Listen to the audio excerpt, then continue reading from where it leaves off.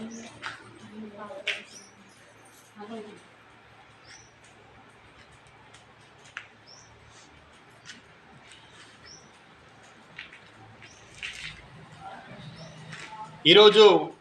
రాజన్న సిరిసిల్ల జిల్లా బోయిన్పల్లి మండలం జగ్గరావుపల్లి గ్రామంలో గౌరవనీయులు గ్రామ పంచాయతీ కార్యదర్శి గారికి మహిళా బీడీ కార్మికుల ఆధ్వర్యం లోపల అలాగే సిపిఎం పార్టీ ఆధ్వర్యం లోపల ఇక్కడ కార్యదర్శి గారికి వినతి పత్రం ఇవ్వడం జరిగింది.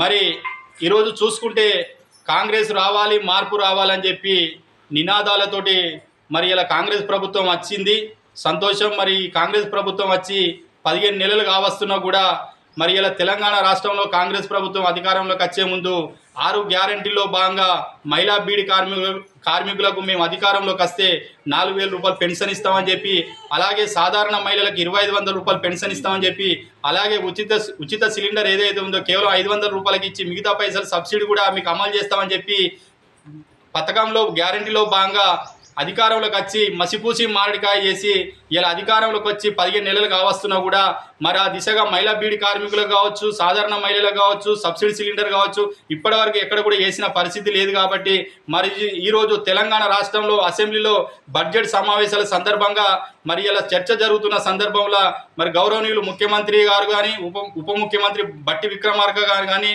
మరి మహిళా బీడీ కార్మికుల విషయంలో కూడా మరి బడ్జెట్ కేటాయించి మీరు ఇచ్చిన హామీ ఏదైతే ఉందో బేషరతుగా అమలు చేయాలని చెప్పి ఈ సందర్భంగా జిల్లా సిపిఎం పార్టీ పక్షాన ఈ ప్రభుత్వాన్ని డిమాండ్ చేయడం జరుగుతుంది.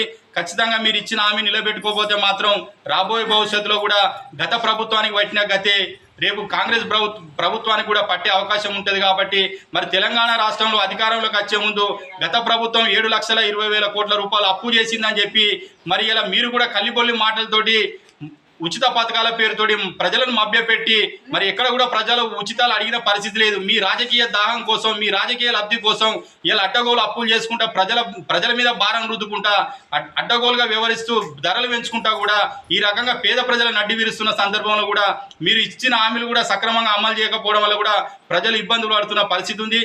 అందులో ముఖ్యంగా ఈ తెలంగాణ రాష్ట్రంలో మహిళా బీడీ కార్మికులు దాదాపు 15,50,000 మంది ఈ బీడీ పరిశ్రమ మీద ఆధారపడి, ముఖ్యంగా రాజన్న సిరిసిల్ల జిల్లాలో 2,50,000 మంది పైచీలక మంది ఈ బీడీ పరిశ్రమ మీద ఆధారపడి కుటుంబం పోషించుకుంటున్న పరిస్థితి ఉంది.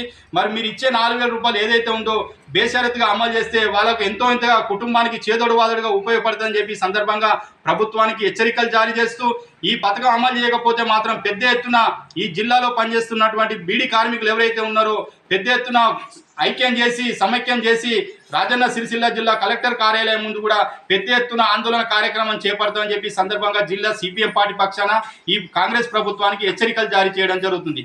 జిందాబాద్ సిపిఎం, జిందాబాద్ సిపిఎం. 6 గ్యారంటీలో భాగంగా మహిళా బీడీ కార్మికులకు 4,000 రూపాయలు పెన్షన్ అమలు చేయాలి, అమలు చేయాలి. 6 గ్యారంటీలో భాగంగా మహిళా బీడీ కార్మికులకు 4,000 రూపాయలు పెన్షన్ అమలు చేయాలి, అమలు చేయాలి. ప్రభుత్వ నిర్లక్ష్య వైఖరి నశించాలి, నశించాలి.